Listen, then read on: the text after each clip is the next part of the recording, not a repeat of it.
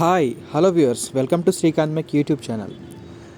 Tribal welfare residential junior కాలేజెస్లో intermediate first year admissions కోసం టీటీడబ్ల్యూఆర్ఎస్ అంటే Telangana tribal welfare residential educational institution society నుండి notification అయితే రిలీజ్ చేయడం జరిగింది. సో ఇప్పుడు వాటికి సంబంధించిన పూర్తి వివరాల గురించి తెలుసుకుందాం.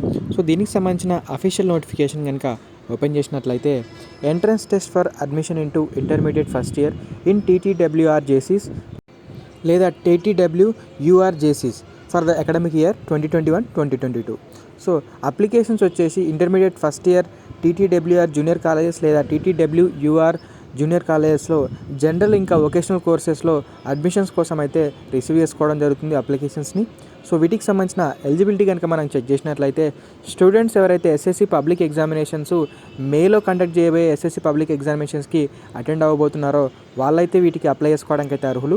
అలాగే ఫ్యామిలీ ఇన్కమ్ వచ్చేసి రూరల్ ఏరియాస్ అంటే గ్రామీణ ప్రాంతాల వారైతే కనుక 1,50,000 లోపు, అలాగే అర్బన్ ఏరియాస్ అంటే పట్టణ ప్రాంతాల వారికి అయితే కనుక 2,00,000 లోపు ఉండాలి. So students both Telugu medium ఇంకా ఇంగ్లీష్ మీడియం చదివిన వాళ్ళైతే వీటికి అప్లై చేసుకోవడానికి అయితే అర్హులు. ఏజ్ లిమిట్ వచ్చేసి 17 ఇయర్స్ అయితే దాటకూడదు. 31/8/2021 నాటికి. ఎస్టీ వారికి అయితే కనుక 2 ఇయర్స్ అయితే ఏజ్ రిలాక్సేషన్ ఉంటుంది. దాని తర్వాత క్యాండిడేట్ యొక్క అడ్మిషన్ వచ్చేసి వాళ్ళ యొక్క ఒరిజినల్ సర్టిఫికేట్స్ ప్రొవైడ్ చేస్తే మాత్రమే కన్ఫర్మ్ అయితే చేయబడుతుంది క్యాండిడేట్ యొక్క అడ్మిషన్. దాని తర్వాత రిజర్వేషన్ క్రైటీరియా విషయానికి వస్తే కనుక అంటే ఎస్టీ వారికి ఎన్ని సీట్లు, ఓసీ, బీసీ ఇలా వేరియస్ కేటగిరీస్కి అయితే సీట్స్ అయితే ప్రొవైడ్ చేశారు. సో మొత్తం శాంక్షన్ చేసిన 40 సీట్లలో అంటే జనరల్ కోర్సెస్లో ఎస్టీ వారికి అయితే కనుక 30 సీట్లు, అలాగే ఎస్టీ ఏజెన్సీ వాళ్ళకైతే 4 సీట్లు, మిగిలిన వారందరికీ ఒక్కొక్క సీట్ అంటే ఎస్సీ, బీసీ, ఓసీ, స్పోర్ట్స్ ఇంకా పిహెచ్సి వాళ్ళకైతే ఒక్కొక్క సీట్ అయితే కేటాయించడం జరిగింది. దాని తర్వాత వొకేషనల్ కోర్సెస్ కూడా మొత్తం 20 సీట్లలో ఎస్టీ వారికి అయితే 12, ఎస్టీ ఏజెన్సీ వారికి అయితే కనుక 2, మిగతా అందరికీ ఒక్కొక్క సీట్ ప్రకారం అయితే టోటల్గా అయితే 20 సీట్లు అయితే ఉంటాయి. దాని తర్వాత వొకేషనల్ కోర్సెస్లో వేరే అంటే డబ్ల్యూఈటీ లేదా సిజిఏ లేదా ఐఎన్డిఎంలో 30 సీట్లకు గాను ఎస్టీ వారికి అయితే కనుక 21 సీట్లు, ఎస్టీ ఏజెన్సీ వారికి అయితే కనుక 3 సీట్లు. సో అలాగే వేరే వారికి ఒక్కొక్క సీట్ ప్రకారం అయితే కేటాయించడం జరిగింది. టీటీడబ్ల్యూఆర్ జూనియర్ కాలేజెస్ షెడ్యూల్ ఏరియాలో ఉన్న లిస్ట్ అయితే ఇక్కడైతే ప్రొవైడ్ చేయడం జరిగింది. అంటే ఏజెన్సీ ఏరియాలలో ఉన్న కాలేజెస్ లిస్ట్ అయితే ఇక్కడ ప్రొవైడ్ చేశారు. ఖమ్మం, వరంగల్, మహబూబ్ నగర్, సో ఈ విధంగా అలాగే ఆదిలాబాద్ ఈ డిస్ట్రిక్ట్స్లలో ఉన్న లొకేషను, అలాగే బాయ్స్ కాలేజా లేదా గర్ల్స్ కాలేజా అని అయితే క్లియర్గా అయితే మెన్షన్ చేయబడింది. దాని తర్వాత నాన్ షెడ్యూల్డ్ ఏరియాస్ అంటే నాన్ ఏజెన్సీ ఏరియాలో ఉన్న రెసిడెన్షియల్ జూనియర్ కాలేజెస్లో రిజర్వేషన్ క్రైటీరియా కూడా ఇక్కడ క్లియర్గా మెన్షన్ చేయడం జరిగింది.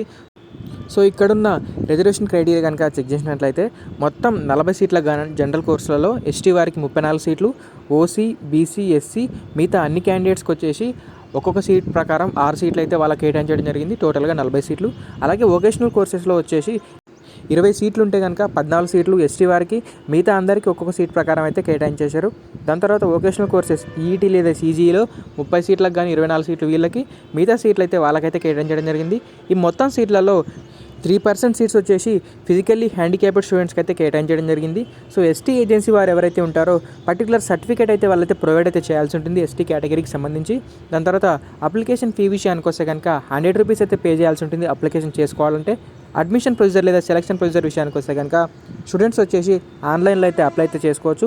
దానికి సంబంధించిన వెబ్సైట్ వచ్చేసి www.tgtwgurukulam.telangana.gov.in.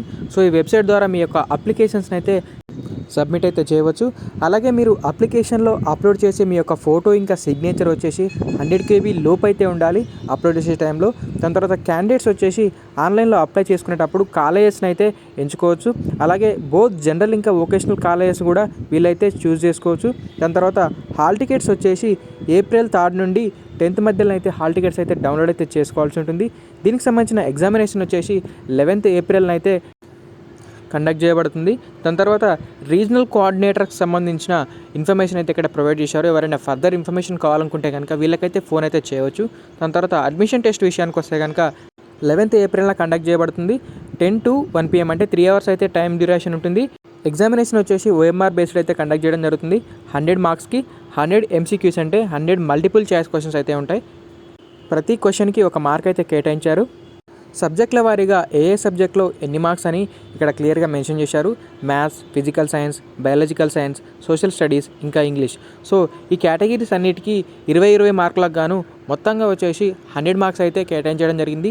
100 questions 100 marks. Examination language వచ్చేసి బోత్ తెలుగు ఇంకా ఇంగ్లీష్లో ఉంటుంది. మీడియం ఆఫ్ ఇన్స్ట్రక్షన్ అంటే ఇంటర్మీడియట్ లెవెల్లో వచ్చేసి ఓన్లీ ఇంగ్లీష్లో మాత్రమే చెప్పబడుతుంది. అలాగే ఇక్కడ మెన్షన్ చేసిన 3 జూనియర్ కాలేజెస్లో తెలుగు మీడియం అయితే బోధించబడుతుంది. సో ఆ 3 జూనియర్ కాలేజెస్ వచ్చేసి నర్సంపేట్ వరంగల్ డిస్టిక్, అలాగే మంతని కరీంనగర్ డిస్టిక్, ఇంకా రెడ్యాల మహబూబాద్. సో ఇక్కడైతే తెలుగు మీడియం అయితే బోధించబడుతుంది. దాని తర్వాత లిస్ట్ ఆఫ్ కాలేజెస్ కూడా ఇక్కడ క్లియర్గా మెన్షన్ చేశారు. సో S12 డిస్టిక్ వచ్చేసి కరీంనగర్, అలాగే ఇన్స్టిట్యూషన్ వచ్చేసి URJC కటారం. దాని తర్వాత ఎంపీసీలో 40 సీట్లు, బైపీసీలో 40 సీట్లు, PhD 20 సీట్లు. సో ఈ విధంగానైతే కాలేజెస్ లిస్టు అలాగే ఇంకా సీట్స్ గురించి క్లియర్గా ఇన్ఫర్మేషన్ ఇవ్వడం జరిగింది. ఫైనల్ సెలక్షన్ విషయానికి వస్తే కనుక సెలక్షన్ వచ్చేసి ఓన్లీ మెరిట్ బేస్ మీదనైతే ఉంటుంది. అలాగే SSC ఫస్ట్ అటెంప్ట్లో పాస్ అయిన వాళ్ళకైతే ఎలిజిబిలిటీ ఉంటుంది. దాని తర్వాత ఎగ్జామినేషన్ సెంటర్స్ వచ్చేసి డిస్టిక్ వైజ్ అయితే ఎగ్జామినేషన్ సెంటర్స్ ఉంటాయి. దాని తర్వాత ఎటువంటి ఇన్ఫర్మేషన్ ఉన్న రిజిస్టర్డ్ మొబైల్ నెంబర్కి అయితే పంపించడం జరుగుతుంది. సో అందుకని అప్లికేషన్లో మెన్షన్ చేసిన నెంబర్ని అయితే మీరైతే చేంజ్ చేసుకోకుండా ఉండండి. దాని తర్వాత సెలెక్ట్ అయిన క్యాండిడేట్స్కి వచ్చేసి ఫ్రీ బోర్డింగ్, లాడ్జింగ్ అంటే hostel facility, uniforms, books, medical care, examination fee ఇవన్నీ ST డెవలప్మెంట్ డిపార్ట్మెంట్ వాళ్ళైతే మీకైతే అందించడం జరుగుతుంది. దాని తర్వాత అప్లికేషన్స్ లాస్ట్ డేట్ వచ్చేసి March 7th వరకు అయితే అప్లికేషన్స్ అయితే మీరైతే ఆన్లైన్లో అయితే సబ్మిట్ అయితే చేయవచ్చు.